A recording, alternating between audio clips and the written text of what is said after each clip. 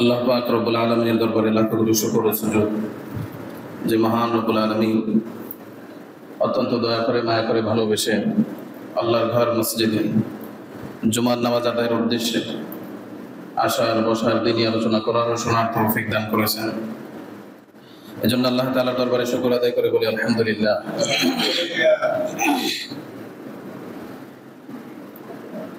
আজকে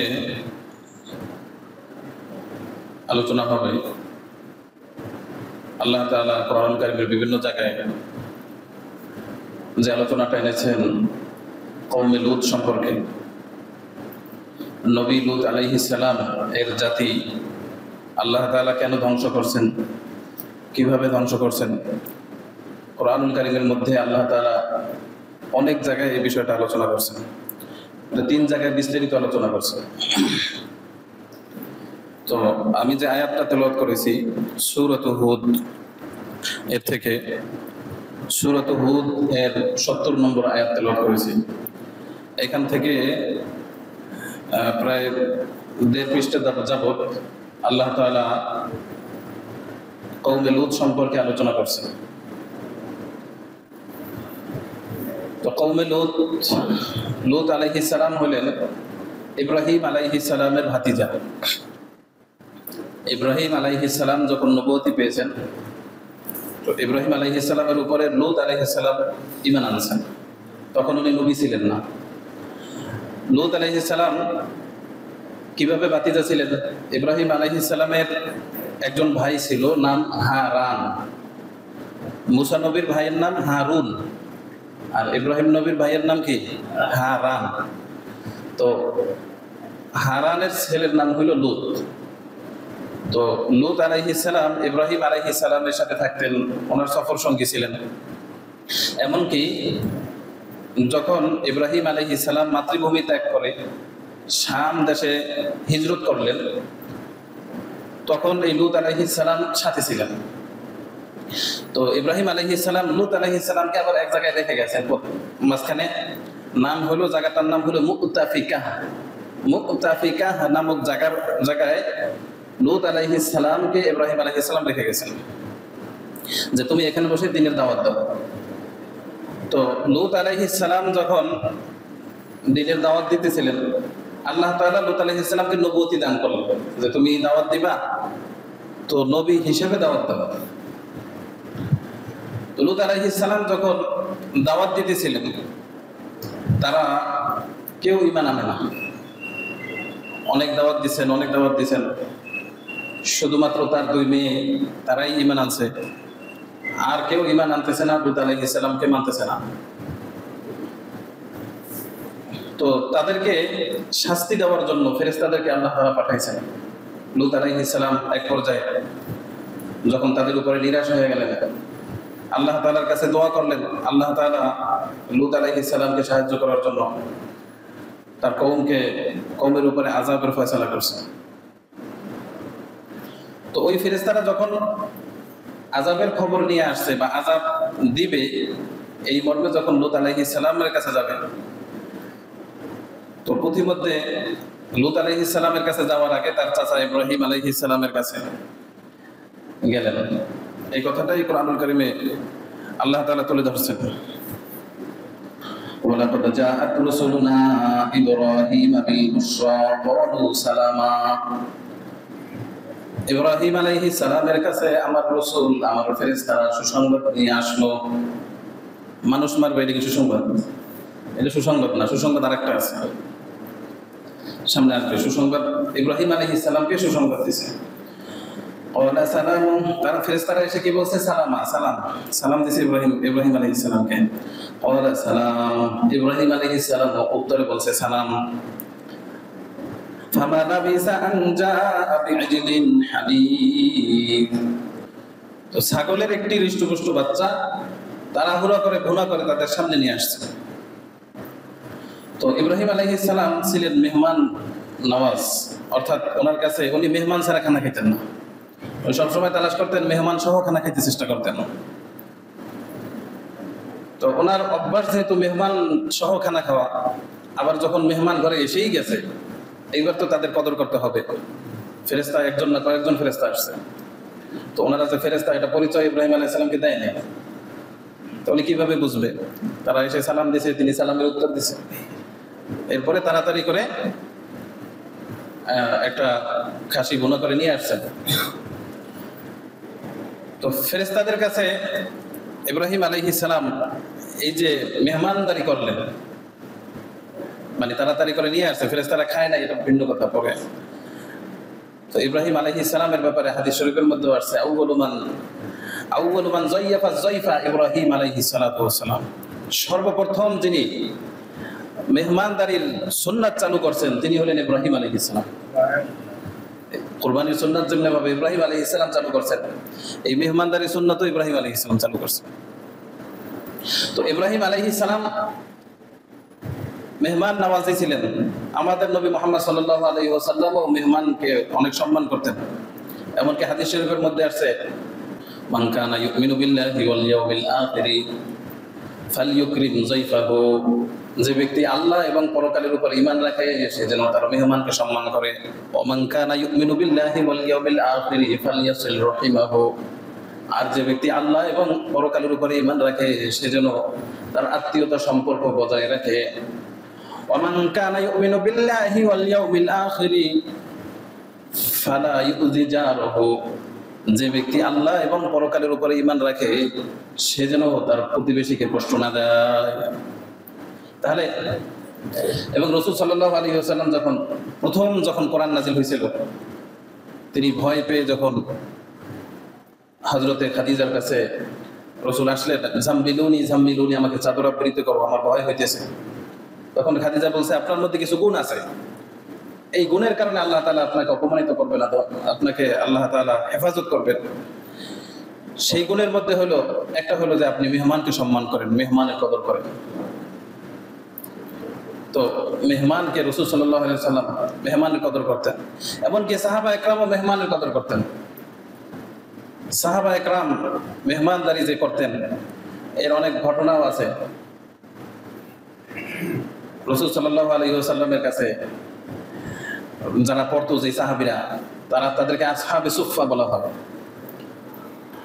তো আসহাবে সুফফার মধ্যে যে সমস্ত সাহাবীরা আসহাবে সুফফার পড়াশোনা করতো রাসূলের কাছে, তাদেরকে বিভিন্ন সাহাবীরা নিয়ে যাইতো রাত্রিবেলা খাবার খাওয়াইতে বা তাদের বাসায় রাখার জন্য বা খাবার খাওয়ানোর জন্য, অর্থাৎ যেটাকে আমরা বর্তমানেও অনেক জায়গায় চালু আছে যে মাদ্রাসা ছাত্রদেরকে খাওয়ায়, লজিন বলা হয় বা জায়গির বলা হয়।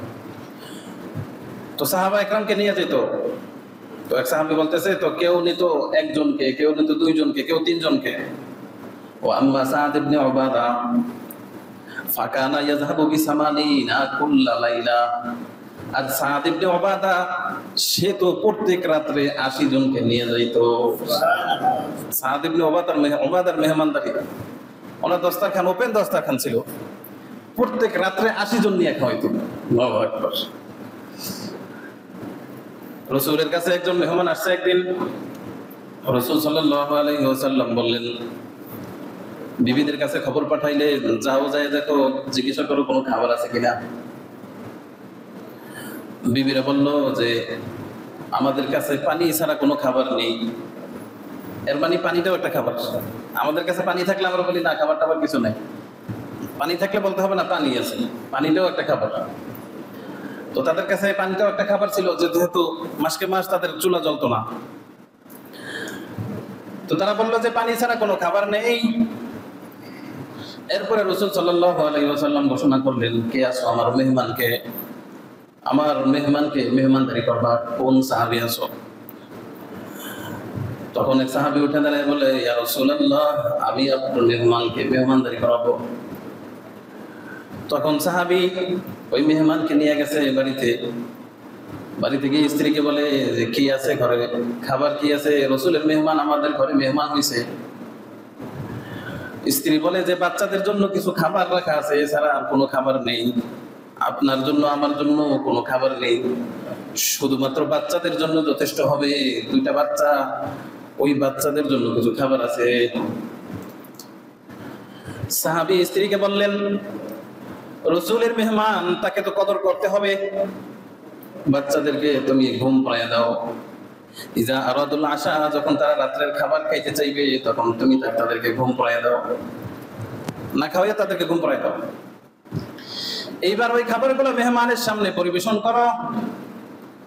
মেহমান যখন খাবার খাইতে বসবে, আগের জমানায় নিয়ম ছিল মেহমানের সাথে মহাজনেরও খাওয়া লাগতো, মেহমানের সাথে মেজবান খাওয়া লাগবে, অন্যথায় মেহমান খাইতো না। তো মেহমানের সাথে মেজবান খাইবে, তারাও যদি খায় তাহলে তো মেহমানের পেট ভরবে না। আবার মেহমানের পেট যদি না ভরে তাহলে তো একরাম হবে না। আমরা না খাইয়ে থাকি সমস্যা নাই, মেহমানের পেট ভরতে হবে। কি করা যায়? সাহাবী তার স্ত্রীকে বুদ্ধি দিলেন, একটা কাজ করবা, যখন মেহমান খাবার খাওয়া শুরু করবে তুমি বাতি ঠিক করার ভান করে বাতিটা নিভিয়ে দেবা। এরপরে তুমি অনেক চেষ্টা করেও আর বাতি জ্বালাইতে পারবা না, দিয়াশলাই তালাশ করে পাবা না। তারপরে যখন মেহমানের খানা শেষ হয়ে যাইবে, এইবার তুমি বাতিটা জ্বালাই দেবা। তো স্ত্রী এটাই করলেন। অন্ধকারে মেহমান খাইতেছে আর তারাও পাশে বসে খানার ভান করতেছে, খালি প্লেট নিয়ে। খানার যখন ভান করতেছে, মেহমানের খানা শেষ, এইবার বাতিও জ্বালাই দিছে। সকালবেলা যখন রসুলের কাছে আসছে, রসুল দেখে তাকে হাসতেছে। রসুল তাকে দেখে হাসতেছে, বলতেছে তুমি সুন্দর মেহমানদারি করছো, এমন মেহমানদারি করছো যে তোমার মেহমানদারি দেখে আল্লাহ তাআলা নিজে হেসে দিছে। এমনকি আয়াত নাযিল করে দিয়েছেন সূরাতুল হাশরে, ওয়ায়ুসিরুনা আলা আনফুসিহিম ওয়ালাউ কানা বিহিম খাসাসা, তারা নিজেদের উপরে অন্যকে প্রাধান্য দেয়, যদিও নিজেদের কষ্ট হয়, নিজেদেরই কষ্ট আছে, তারপরও অন্যকে প্রাধান্য দেয়। তো আল্লাহ তাআলা তার মেহমানদারি দেখে নিজেই হাসছেন। তো এখানে ইব্রাহিম আলাইহিস সালামের কথা বলতেছিলাম যে ওনার কাছে উনি মেহমানদারির সুন্নাত চালু করছেন। ওনার কাছে মেহমান আসছে, মেহমানকে উনি কদর করার জন্য তাড়াতাড়ি করে বকরির বাচ্চা ভুনা করে নিয়ে আসছে মেহমানের সামনে। ফালাম্মা রাআ আইদিয়াহুম লা তাসিলু ইলাইহি নাকিরাহুম ওয়া আওজাসা মিনহুম খীফা ক্বালু লা তাখাফ ইন্না উরসিলনা ইলা কওমি লূত। ইব্রাহিম আলাইহিস সালাম যখন দেখলেন যে তাদের হাত খাবারের দিকে যাচ্ছে না, নাকিরাহুম, ইব্রাহিম আলাইহিস সালাম খাবার দিছে তাদের কাছে, খাবার তো খাইবে। মেহমান যদি খাবার না খায় তাহলে মনে করতো যে কোন সমস্যা আছে, আমার মনে হয় শত্রুরা খাবার খাইতো না। শত্রু যদি হয় তাহলে সে খাবার খাইবে না, আর যদি বন্ধু হয়, মেহমান হয়, ভালো মানুষ হয়, খায়ের খাওয়া হয়, তাহলে তো খানা খাবে। খানা সামনে দিছে, খাইতেছে না। ইব্রাহিম আলাইহিস সালাম জিজ্ঞাসা করলেন, আপনারা খাচ্ছেন না কেন? তখন তারা বলে যে আমরা তো ফেরেশতা, আমরা খাবার খাবো না, আমরা আপনার কাছে আসছি একটা সুসংবাদ দেওয়ার জন্য, আসছি। আপনার বিবি সারার ঘরে একটা সন্তান হবে, এই সন্তানের সুসংবাদ দেওয়ার জন্য আসছে। তো ইব্রাহিম আলাইহিস সালামকে সুসংবাদ দিছে। সুসংবাদ দেওয়ার পরেও ফেরেশতাদের ভাবসাব এমন যে আসলে তারা সুসংবাদ দেওয়ার জন্যই আসছে এমন না। উনি নবুয়তির যে একটা বিচক্ষণতা, ওই বিচক্ষণতা দিয়ে উনি ধরে ফেলছেন যে আসলে তারা এই জন্যই আসছে না, আরো কিছু উদ্দেশ্য আছে। তখন উনি প্রশ্ন করলেন, ক্বালা ফামা খাতবুকুম আইয়ুহাল মুরসালুন, ও ফেরেশতারা তোমাদের আসল উদ্দেশ্য কি সেটা বলো। ক্বালু ইন্না উরসিলনা ইলা কওমিন মুজরিমিন, তারা বলল আমরা তো অপরাধী জাতির কাছে প্রেরিত হয়েছি। লিনুরসিলা আলাইহিম হিজারাতাম মিন তিন, তাদের উপরে যেন পাথর নিক্ষেপ করতে পারি, তাদের উপরে যেন শাস্তি দিতে পারি, এই জন্য আমরা প্রেরিত হয়েছি। তো ইব্রাহিম আলাইহিস সালামকে এনে বলছে ক্বালু লা তাখাফ, ইব্রাহিম আলাইহিস সালাম যখন ভয় পেয়ে গেছে যে মেহমানরা কেন খানা খাইতেছে না, ফেরেশতারা বলে লা তাখাফ ইন্না উরসিলনা ইলা কওমি লূত, আপনি ভয় পাইয়েন না, আমরা তো কওমে লূতের কাছে প্রেরিত হয়েছি। ওয়ামরাতুহু কাইমাতুন ফাযাহিকাত ফাবাশশারনাহু বিইসহাক, তার স্ত্রী দাঁড়ানো ছিল, তার স্ত্রী হেসে দিয়েছে।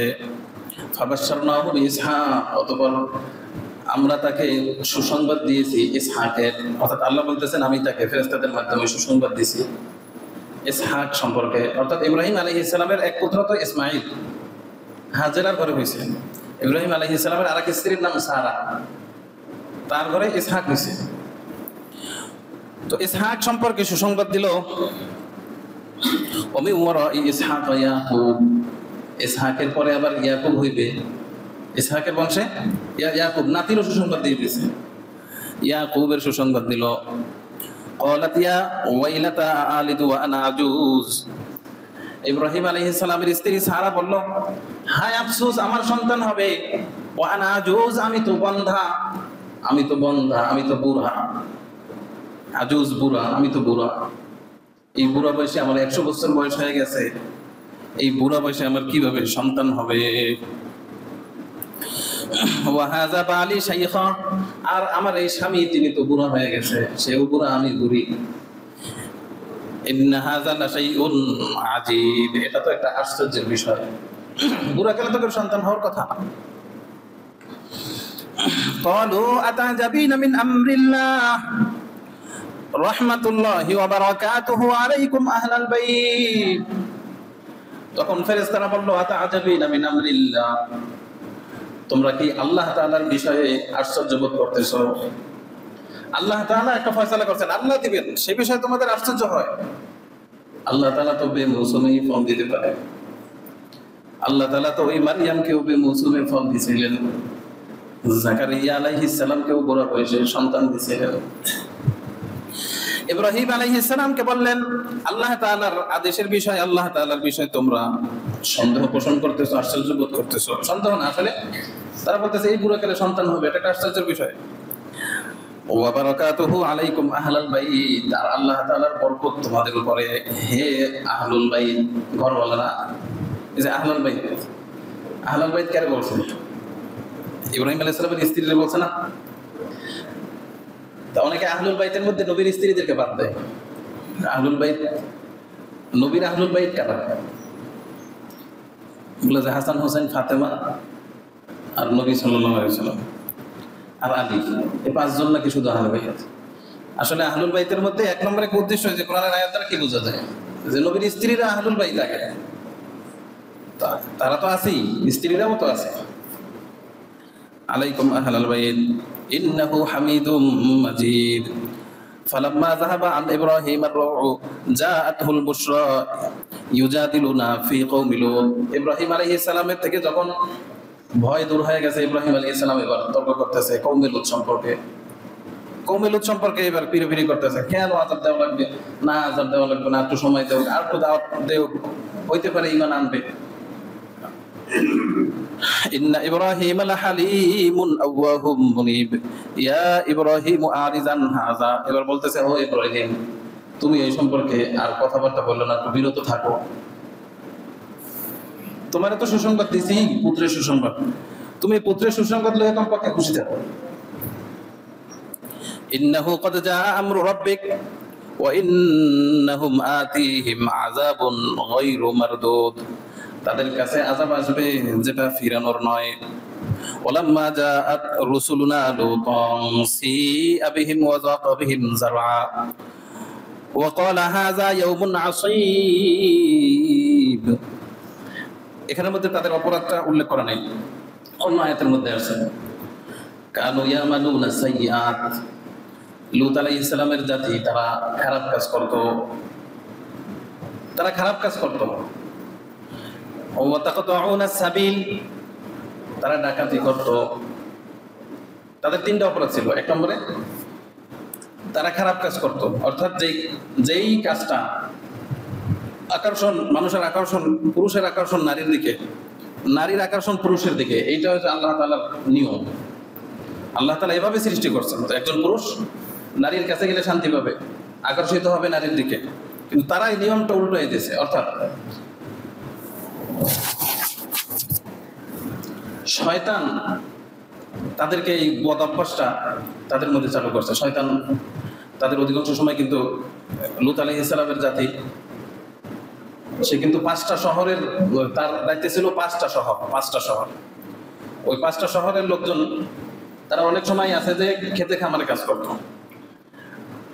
তো শয়তান সুদর্শন বালকের রূপ নিয়ে তাদের কাছে আসছে। এই কওমে লূতের আগে কেউ এরকম খারাপ কাজের মধ্যে লিপ্ত হয় নাই, এই প্রথম কওমে লূত এই অভ্যাসটা ঢুকে দিয়েছে শয়তান। তো তাদের কাছে সুদর্শন যুবকের বা সুদর্শন বালকের রূপ নিয়ে যখন আসছে এবং তাদেরকে বলছে তোমরা আমার সাথে এরকম এরকম করো তাহলে তোমরা মজা পাবা। তো এরকম তারা ওই শয়তানের সাথে এই কাজগুলো করতো। তো শয়তানের সাথে যখন রেগুলার এগুলো করতো, এক সময় যখন শয়তান মনে করলো ঠিক আছে এইবার তাদের অভ্যাস হয়ে গেছে, এইবার তারা আমি যদি না যাই তারপরেও তারা নিজেকে মধ্যে করবে। এইবার শয়তান আসা বন্ধ করে দিল। শয়তান যখন আসা বন্ধ করে দিল তখন তাদের মধ্যে সুদর্শন যুবক কে আছে, তাদের মধ্যে সুদর্শন বালক কে আছে, তাদের সাথে এই সমস্ত কাজ করা শুরু করে দিয়েছে। তো তাদের মধ্যে এই বদভ্যাসটা তৈরি হয়ে গেছে। এইবার তারা নারীদের দিকে তাদের কোনো আকর্ষণই নাই, তাদের আকর্ষণ সব পুরুষের দিকে। তো একটা খারাপ অভ্যাস তাদের মধ্যে শয়তান ঢুকাই দিয়ে গেছে। তো এই খারাপ অভ্যাসের কারণে তাদের অবস্থা এমন হয়েছে যে কোনো সুদর্শন পুরুষ বা সুদর্শন বালক যদি তাদের এলাকায় ঢুকতো তখন তারা সবাই মিলে তাদের উপরে হামলে পড়ত। এই হলো 1 নম্বর অপরাধ। 2 নম্বর অপরাধ হলো তারা ডাকাতি করত। ডাকাতি করত কিভাবে? তাদের এলাকার উপর দিয়ে যখন কোনো কাফেলা যাইতো, ব্যবসায়ী কাফেলা হোক বা কেউ হোক, তাদের উপরে প্রথমে পাথর মারত। পাথর মেরে তাদের গতিরোধ করত। বর্তমানেও দেখবেন যে গাড়ি দিয়ে যখন কেউ যায় ডাকাতরা কি করে, ডিম মারে, পাথর মারে, মানে তাদের গতিরোধ করে, তারপরে সেখানে ডাকাতি করে। তো যখন কোনো লোক যাইতো তারা ডাকাতি করতো, তাদের থেকে লুণ্ঠন করতো, সব মাল ছিনিয়ে নিত। 3 নম্বর অপরাধ ছিল তারা অশ্লীল কার্যক্রম করত। অশ্লীল কার্যক্রম অর্থাৎ তারা কোনো মজলিস বা কোনো অনুষ্ঠান যখন হতো, দেখা গেল যে কয়েকজনের কাপড় লুঙ্গি ধরে টান দিত, তো লুঙ্গি খুলে ফেলাইত। আবার পিছনের রাস্তা দিয়ে বায়ু ছাড়ত জোরে জোরে, এটা নিয়ে তারা হাসাহাসি করতো। রাসূল সাল্লাল্লাহু আলাইহি ওয়াসাল্লাম নিষেধ করছেন যে কেউ বায়ু ছাড়লে হাসাহাসি করো। আর কি করতো? কবুতর উড়াইতো, পায়রা উড়াইতো, কবুতর উড়াইয়া তারা উলঙ্গ হয়ে নাচানাচি করতো। এটা আর কবুতর তো বর্তমানে উড়ায়, পায়রা উড়ায়, উঁচু শ্রেণী থেকে নিচু শ্রেণী অনেকেই এগুলো করে। তা আসলে বিজেপিরা যতই ভালো কাজ করুক, যতই সুন্দর দেখাক, কিন্তু এই কাজটা দেখবেন যে কোনো খারাপ লোকেরা করছে। কওমে লূত এই কাজটা করতো, কবুতর উড়াইতো। তো আমরা বলি না যে কবুতর উড়ান না জায়েজ, কিন্তু এই কাজটা কারা করতো সেটা বলছি। তো এই কাজগুলো যখন করতো লূত আলাইহিস সালাম বারবার নিষেধ করছে, তারপরেও তারা বিরত থাকে না। বিরত যখন না থাকে, লূত আলাইহিস সালাম আল্লাহর কাছে দোয়া করলেন, আল্লাহ এরা আমার দাওয়াত শুনতেছে না, এমনকি তারা বলতেছে যে যদি তুমি সত্যবাদী হও তাহলে আযাব নিয়ে আসো। তারা কওম চ্যালেঞ্জ করছে, যদি তুমি সত্যবাদী হও তাহলে আযাব নিয়ে আসো। তখন লূত আলাইহিস সালাম আল্লাহর কাছে দোয়া করলেন এবং আল্লাহ তাআলা ফেরেশতাদেরকে পাঠাইলেন যে অবস্থাটা পর্যবেক্ষণ করে আসো আর লূতকে সরে যেতে বলো এলাকা থেকে। তো এই খবর দেওয়ার জন্য লূত আলাইহিস সালামের কাছে গেছে, ইব্রাহিম আলাইহিস সালামের কাছে কাজ শেষ করে লূত আলাইহিস সালামের কাছে গেছে। ইব্রাহিমের ভাতিজা লূতের কাছে যাওয়ার পরেও ওরা পরিচয় দেয়নি, তারা বলে নাই যে আমরা ফেরেশতা বা কিছু। গেছে কিভাবে? পরীক্ষা করতে গেছে, এটা একটা পর্যবেক্ষণ করতেও গেছে। ওই যে সুদর্শন বালকের রূপ নিয়া, যাতে ওর কম লূত আলাইহিস সালামের কম যাতে কি হয়, আকর্ষণ হয়, এইভাবে তো ওনারা গেছে। প্রত্যেকে এরকম চেহারা নিয়ে তারপরে লূত আলাইহিস সালামের বাড়িতে মেহমান হয়েছে। এবার লূত আলাইহিস সালাম যখন দেখলো যে হায় হায় এত সুন্দর সুন্দর যুবক আমার কাছে আসছে, আজকে তো অবস্থা খারাপ। ফালাম্মা জাআত রাসূলুনা লূতা সিআ বিহিম, লূত আলাইহিস সালামের কাছে যখন ফেরেশতারা গেছে, লূত আলাইহিস সালাম তাদেরকে দেখে মন খারাপ করে ফেলেছে। ওয়াকালা হাযা ইয়াউমুন আসীব, লূত আলাইহিস সালাম বলছে এটা তো একটা কঠিন দিন, আজকে তো কিছু একটা হয়েছে, আমার মেহমানকে আমি কিভাবে রক্ষা করবো একা। وجاءه قومه يهرعون إليه ومن قبل يعملون السيئات তার কওম তার কাছে দৌড়ে আসছে, তার কওমের লোকজন। আসলে মেহমান আসছে যে এই খবর কওমে কেমনে পাইছে? তার স্ত্রী ছিল, তার স্ত্রী আবার এগুলো খবর আনা নেওয়া করতো যে আমাদের ঘরে কেন আসছে না আসছে। লূত আলাইহিস সালামের স্ত্রী, সে লূত আলাইহিস সালামকে মানে নাই। ফাজেরা ছিল এমন না, অপকর্ম করতো না, কিন্তু ওই কাফেরদের সাথে তার সম্পর্ক ছিল যে তাদেরকে খবর পৌঁছাইত। লূত আলাইহিস সালামের স্ত্রী তাদের কাছে খবর পৌঁছাইছে যে আমাদের ঘরে মেহমান আসছে, সুন্দর যুবক, তোমরা যাদেরকে তালাশ করো। তো কওম খবর পাইয়া দৌড়ে আসছে। قال يا قوم هؤلاء بناتي هن أطهر لكم فاتقوا الله ولا تخزوني في ضيفي। লূত আলাইহিস সালাম অপারগ হয়ে গেছেন, এবার বলতেছেন, ও আমার কওম, তোমরা আমার মেহমান সম্পর্কে আমাকে অপমান করো না। ওয়ালা তুখজুনি ফি যায়ফি, আমাকে অপমান করো না আমার মেহমান সম্পর্কে। মেহমানদেরকে যদি বেইজ্জতি করো, এটা আমার বেইজ্জতি। তো লূত আলাইহিস সালামের কথা তারা শোনে না। লূত আলাইহিস সালাম বললো যে আমার মেয়ে আছে, তাদেরকে তোমরা বিবাহ করো। তার ঘরে দুইটা মেয়ে ছিল, তাদেরকে তোমরা বিবাহ করে তারপরে তোমরা কাজ করো। অথবা হাউলাই বানাতি, দ্বারা এলাকার যত মেয়ে আছে, এলাকার সর্দার সারাতন তো আমার মেয়ে বলে বলে সম্বোধন করে। এর মানে এলাকার যে মেয়েরা আছে তারাই তো আমার মেয়ে, তাদেরকে তোমরা বিবাহ করো। আলাইসা মিনকুম রাজুলুর রশীদ, তো হুন্না আতহারু লাকুম ফাত্তাকুল্লাহ ওয়া লা তুখজুনি ফি যায়ফি। রাসূল বলছে যে এই মেয়েরা হলো তোমাদের জন্য অধিক পবিত্র। আলাইসা মিনকুম রাজুলুর রশীদ, তোমাদের মধ্যে কি কোনো ভালো মানুষ নাই? তোমরা এরকম করতেছো, তোমাদের মধ্যে ভালো মানুষ নাই? ক্বালু লাকাদ আলিমতা মা লানা ফি বানাতিকা মিন হক। তার কওম উত্তর দিল, তুমি ভালো করেই জানো তোমার মেয়েদের প্রতি আমাদের কোনো আকর্ষণ নাই, মেয়েদের কোনো দরকার নাই, মেয়েদের কোনো হক, মেয়েদের প্রতি তাদের কোনো হক নাই। অর্থাৎ তারা মেয়েদেরকে চায় না। কি পরিমাণ নষ্ট হইলে এই কথা বলতে পারে? ওয়া ইন্নাকা লাতা'লামু মা নুরিদ, ও লূত তুমি তো জানো আমরা কি চাই। ক্বালা লাউ আন্না লি বিকুম কুওয়াতান আও আবি ইলা রুকনিন শাদীদ। লূত আলাইহিস সালাম বলছে, হায় আজকে যদি আমার শক্তি থাকতো, আও আবি ইলা রুকনিন শাদীদ, অথবা কোনো একটা মজবুত কোনো আশ্রয় যদি আমি নিতে পারতাম। আফসোস করে বলতেছেন, কি পরিমাণ অসহায় হয়ে গেলে একজন নবী এই কথা বলতে পারে। হ্যাঁ, আজকে যদি আমার ক্ষমতা থাকতো। লূত আলাইহিস সালামকে এর আগে বলছে যে তুমি এত ভালো মানুষ থাকতে চাইলে তুমি চলে যাও, এলাকা থেকে চলে যাও, এলাকা তোমার জায়গা হবে না। তুমি যদি এই সমস্ত কথা বাদ না দাও, এলাকা থেকে তুমি বের হয়ে যাও, কারণ তুমি তো এই এলাকার মানুষ না। ইব্রাহিম আলাইহিস সালাম এই এলাকা থেকে রেখে গেছে।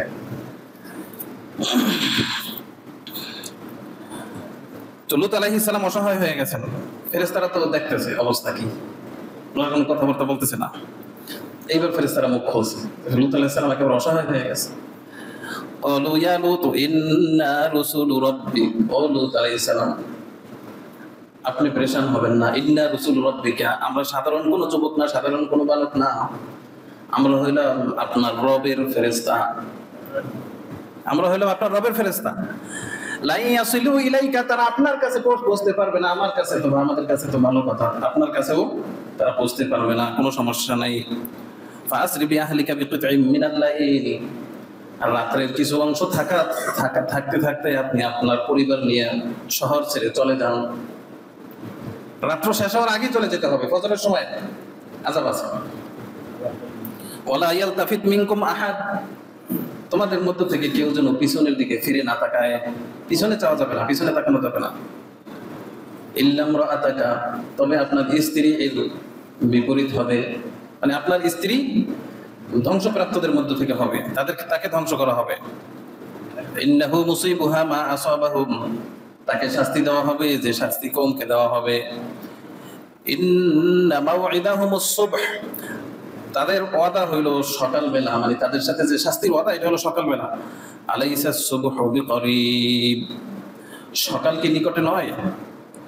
فلما جاء أمرنا جعلنا عاليها سافلها وأمطرنا عليهم حجارة من سجيل منضود।